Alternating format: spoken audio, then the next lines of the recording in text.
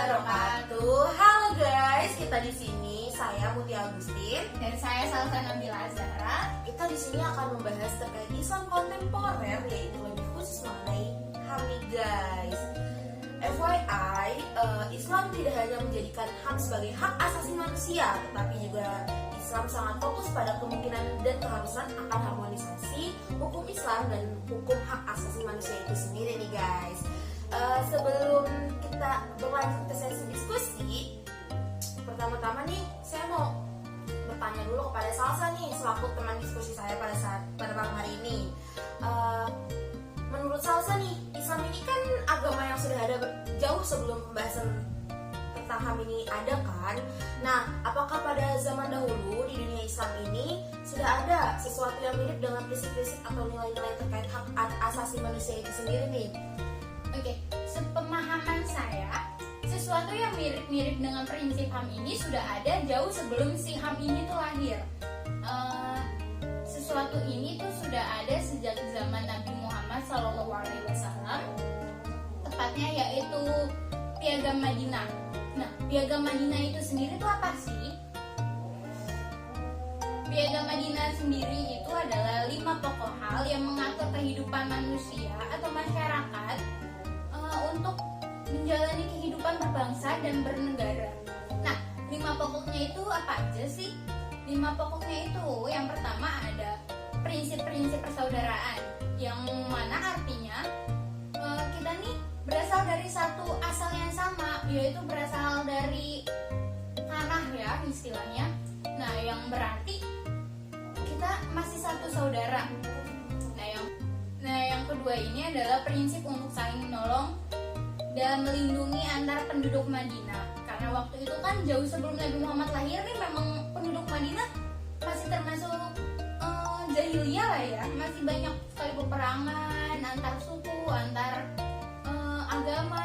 Nah, jadi dengan adanya piagam ini atau perjanjian ini nih, yang kedua itu harus saling menolong dan melindungi antara penduduk Madinah yang terdiri dari beragam suku, agama, maupun bahasa. Mereka harus saling menolong dan melindungi untuk menghadapi lawan, yang mana lawannya itu ya yang lain daripada mereka. Terus yang ketiga ini yaitu prinsip untuk melindungi yang lemah dan teraniaya. Waktu zaman itu kan memang karena banyaknya perang, jadi kaum-kaum yang lemah dan teraniaya ini seperti janda-janda yang ditinggalkan oleh suaminya yang mati syahid waktu berperang, anak kecil atau kaum duafa itu wajib dilindungi gitu. Nah, yang keempat ini adalah prinsip untuk saling menasehati ya. Jadi memang karena masih zamannya jahiliyah, jadi meskipun Nabi Muhammad ini udah lahir, ada lah ya sedikit banyaknya yang masih masih terbawa gitu ya, terbawa perilaku zaman jahiliyahnya. Jadi kita harus menasehati sesama umat, mana yang benar dan mana yang buruk kita ingatkan. Nah, yang terakhir ini yang kelima adalah prinsip kebebasan beragama. Karena apa? Penduduk Madinah itu bukan hanya beragama Islam, karena jauh sebelum itu sudah ada agama-agama Yahudi yang lain, ada agama Nasrani juga. Jadi nggak seluruh penduduk Madinah, nggak seluruh penduduk yang ada saat itu harus memeluk agama Islam gitu loh. Nah, jadi menurut saya Piagam Madinah ini sesuatu yang masih berkaitan atau masih mirip-mirip lah ya istilahnya dengan si HAM yang ada saat ini. Terus berarti ini Piagam Madinah ini sudah menganut toleransi ya guys, udah menghargai suku, bahasa, ras. Karena kan yang hidup di Madinah ini pada saat itu kan ada bermigrasi dari kaumnya Nabi yang hijrah dari Mekah ke Madinah kan guys. Jadi Nabi ini istilahnya membuat Piagam Madinah ini untuk menyeimbangkan gitu loh, untuk menyeimbangkan para kaum yang ada di Madinah pada saat itu dan kaum muslimin juga. Saat itu juga Nabi juga bersamaan dengan adanya bukan Islamisasi ya, memperluas ajarannya beliau juga pada saat itu. Tapi di sisi lain Nabi Muhammad ini juga menghormati penduduk asli situ dan agama-agama asli situ juga gitu guys. Kita lanjut ke pertanyaan selanjutnya ya. Menurut Salsa nih, bagaimana sih pandangan Islam terkait HAM itu sendiri? Gitu. Ini berarti universal ya, Iya. maksudnya ya. Menurut saya sendiri sih, HAM ini bisa dikatakan tergolong menjadi 3 tingkatan ya. Yang pertama ada HAM dasar, ada juga HAM sekunder, dan yang terakhir ada HAM tersier. Nah, apa sih HAM dasar ini? HAM dasar ini maksudnya adalah hak yang apabila dilanggar akan membuat manusia kehilangan eksistensinya, akan kehilangan jati dirinya gitu loh. Nah, yang kedua ini hak sekunder. Hak sekunder itu apa? Hak sekunder adalah hak yang apabila tidak dipenuhi, maka seseorang akan kehilangan hak yang bersifat elementer, hak-hak pendukung seperti contohnya sandang, pangan, atau hal-hal yang berkaitan dengan itu. Nah, yang ketiga yang tadi terakhir adalah hak tersier, yaitu hak yang tingkatannya di bawah kedua hak tersebut, yaitu yang lain dari sandang dan pangan itu tersendiri. Nah, itu. Jadi kalau yang hak pertama itu kan hak dasar, yang mana kalau misalnya kita langgar nih kita akan kehilangan eksistensinya. Contohnya mungkin ya seperti kalau kita Mungkin ini apa namanya, contohnya itu terkait apa namanya, derajat perempuan dan laki-laki. Itu kan hak dasarnya manusia gitu loh, hak lahiriahnya manusia gitu. Jadi kalau misal sekarang kan ada hukum apa namanya, kesetaraan gender. Nah, kalau semisal sekarang kesetaraan gender itu gak dijunjung guys, itu pasti bakal jadi isu yang kayak rame banget deh. Pasti sekarang tuh harus perempuan sama dengan laki-laki, atau gak boleh ada patriarki gitu-gitu loh guys. Pokoknya contohnya itu kurang lebih kayak gitu. Oke. Nah, hak yang sekunder tadi kan yang seperti saya sebutkan, yang saya jelaskan ya Mbak Putri, yaitu hak yang bersifatnya elementer seperti sandang, pangan gitu. Jadi seperti meskipun kita nggak punya rumah, kita masih bisa tinggal di tempat yang lain, kita masih bisa ngekos, kita masih bisa ngontrak dan sebagainya. Jadi ada nggak adanya hak tersebut, kita masih hidup. Ya. Sedangkan yang ketiga ini seperti perhiasan yang cuma sebagai pelengkap, penghias kehidupan kita sehari-hari, yang meskipun kita nggak punya perhiasan nih, ya kita tetap hidup, kita tetap bisa bernafas dan lain-lain sebagainya. Kita bisa makan guys. Yang pasti kita masih ada meskipun tanpa si hak tersier ini gitu. Itu menurut pandangan saya pribadi ya. Mungkin menurut Mbak Muti sendiri nih, apa sih hak menurut Anda? Oke, kalau menurut saya sendiri sih hal ini ya menyambung jawaban dari Salsa sendiri ya tadi. Ya kurang lebih sama lah. Lebih baik saya lebih pengen menyebutkan contoh-contohnya dari 3 itu sendiri. Mungkin ya pelengkap aja sih.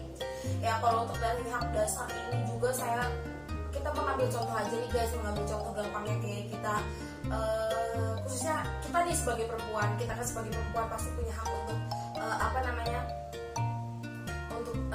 mendapatkan hak kesetaraan sama laki-laki, mendapat hak yang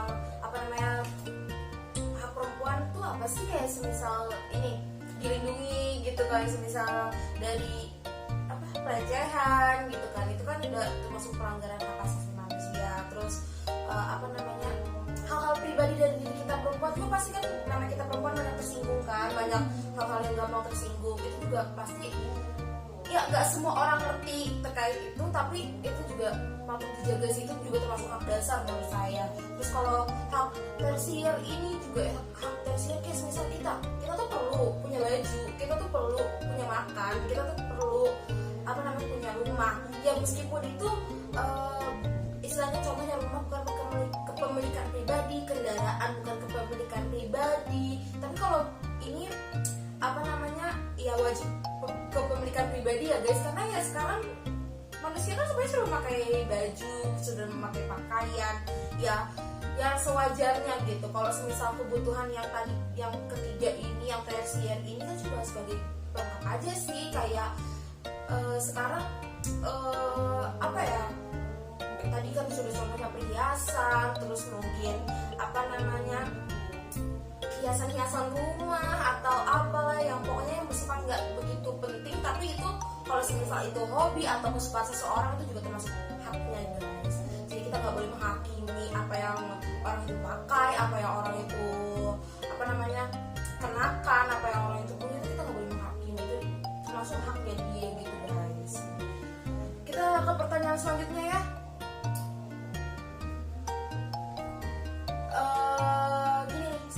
Dari dua pemahaman tentang HAM, baik menurut pandangan Islam ataupun menurut HAM dengan pandangan sudut pandang Anda, berarti ada tidak sih perbedaan atau persamaan terkait HAM itu sendiri? Pada dasarnya sama aja sih ya, nggak terlalu banyak perbedaannya, karena kalau menurut pandangan Islam kan lebih merujuk ke apa yang sudah tertulis di Al-Quran dan Hadis. Nah kalau misalnya HAM secara universal ya, itu kan hak-hak kebijakan yang memang disetujui atau diresmikan oleh orang-orang kita yang hidup pada zamannya gitu, yang tidak berpatokan pada kitab-kitab. Karena kalau menurut berdasar Al-Quran dan Hadis kan ya seperti yang tadi saya bilang, nggak semua di dunia ini beragama Islam. Jadi pada dasarnya sama aja gitu. Karena itu hak seseorang, maka kita harus berikan tanpa pandang dia dari suku apa, dari agama apa, dari ras apa, kita harus berikan itu. Jadi menurut saya nggak ada perbedaan yang signifikan ya, selain kalau Islam ini basisnya Al-Quran dan Hadis, kalau universal ini kan basisnya apa yang terjadi pada saat itu atau apa yang manusia lakukan di zaman itu. Nah, tapi yang harus kita ingat, hak yang kita berikan atau hak yang mereka dapatkan ini, kalau bisa kita harus kontrol supaya itu nggak keluar jauh dari jalur yang ada. Seperti ini loh, pernikahan beda agama ya. Seperti yang kita tahu kan, nggak cuma di Islam doang nih, ada beberapa agama juga yang setahu saya melarang pernikahan beda agama. Jadi bukan ini ya, saya bukannya melarang, tapi kalau bisa nih salah satu dari pasangan itu kan biasanya memang di setiap pernikahan dan di setiap agama juga menganjurkan salah satu pasangan harus ada yang pindah agama. Jadi bukan kita nggak bisa memberikan hak tersebut, tapi tadi yang sudah saya bilang kita harus kontrol biar apa? Biar nggak semua hal tuh nantinya akan ikut-ikut melenceng gitu loh. Karena kan lebih baik mencegah daripada mengobati. Nah, gitu. Kalau ini nih, kalau terkait apa namanya kan tadi juga kita bahas kesetaraan gender. Ini juga tadi dibahas terkait pernikahan beda agama. Kalau terkait sesama jenis nih, itu termasuk pelanggaran nggak sih? Termasuk apa yang harus dihindari nggak sih? Kita diskusi aja. Termasuk ini nggak sih? Sebenarnya itu termasuk pelanggaran ya, tapi kembali lagi, cinta kan haknya manusia. Oke. Setiap manusia berhak mencintai dan berhak dicintai, tapi kembali lagi itu termasuknya melenceng. Itu berarti termasuk pelanggaran HAM juga nggak? Untuk dikatakan pelanggaran HAM sih masih nggak termasuk ya. Menurut saya pribadi ya, tapi nggak tahu ya menurut yang lain bagaimana. Karena tidak ada sesuatu yang salah dari mencintai, tapi tetap itu Salah. tidak patut dicontoh ya. Oke, kalau menurut saya nih terkait yang tadi isu-isu terkait hal fenomena itu ya, sesama jenis itu emang bukan pelanggaran HAM guys, tapi orang yang menghakiminya itu yang melanggar HAM itu. Jadi itu tuh emang ya haknya mereka, cuman ya itu salah, itu emang salah. Saya akui itu salah, cuman itu haknya mereka, itu haknya naluri mereka mencintai ke siapa saja. Justru kalau kita bukan kita mencegah boleh, kita memperingati boleh, tapi jangan sampai kita menghakimi. Iya, menghakimi itu termasuk pelanggaran justru. Apalagi orang yang kayak menghina atau apa, itu malah yang pelanggaran. Kita boleh kok mengatasinya dengan cara lain. Kita bisa merangkul, kalau itu kerabat kita bisa merangkul ataupun bicarakan solusi, walaupun itu kan termasuk kayak penyakit gitu. Jangan sampai kita nih main tangan sendiri gitu ya, karena kalau kita sampai main tangan atau kita menghakimi secara sadar sampai luka, babak belur segala macam, itu termasuk, justru itu yang termasuk pelanggaran gitu. Menghakimi sendiri. Kita lanjut ke pertanyaan selanjutnya ya guys. Nih, kalau secara universal itu ada HAM berdasarkan peraturan PBB, yang artinya itu peraturan atau kebijakan untuk semua kalangan, semua negara yang bergabung dengan PBB, semua umat agama. Nah, kalau dari agama Islam sendiri nih, apakah ada organisasi yang merumuskan kebijakan-kebijakan terkait HAM berdasarkan agama Islam itu sendiri? Dari beberapa sumber-sumber yang saya baca nih dan dari beberapa pengetahuan saya, sebenarnya tuh ada organisasi yang basisnya Islam dan mengatur tentang HAM itu berdasarkan Islam. Nah, organisasinya itu apa? Yaitu organisasi Konferensi Islam atau yang disingkat OKI. Nah, organisasi ini juga ternyata tuh udah ada jauh sebelum, bukan jauh juga ya, maksudnya sudah ada dari lama nih, dari kalau nggak salah ini sudah berdiri sejak 1969. Dan OKI ini juga termasuk organisasi terbesar kedua setelah PBB. Oh iya, termasuk ya. Tapi kalau untuk saat ini nggak tahu ya, apakah masih tetap kedua atau bagaimana? Mungkin nanti bisa diupdate. Nah, OKI ini juga mengeluarkan sebuah perjanjian atau sebuah putusan yang dinamakan Deklarasi Kairo yang dikeluarkan pada tahun 1990. Nah, OKI sendiri ini kemudian mengeluarkan fatwa atau merumuskan sebuah perjanjian yang dinamakan Deklarasi Kairo pada tahun 1990.